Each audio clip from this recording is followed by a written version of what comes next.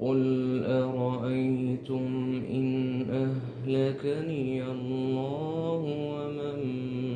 معي أو رحمنا فمن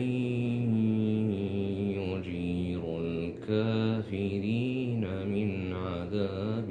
أليم قل هو الرحمن آمنا به وعليه توكلنا فستعلمون من هو في ضلال مبين قل أرأيتم إن أصبح